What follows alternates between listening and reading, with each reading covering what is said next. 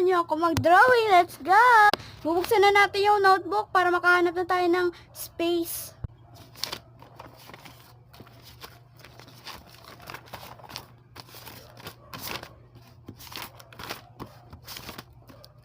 Eto na lang!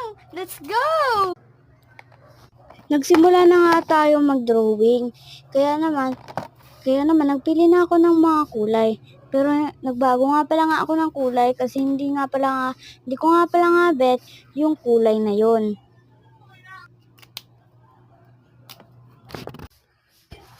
Fast forward nga at kaya na nga natapos na.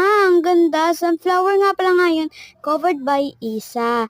Comment down below kung gusto niyo mag-request ng yung emoji, yung madali lang. Comment down below. Bye!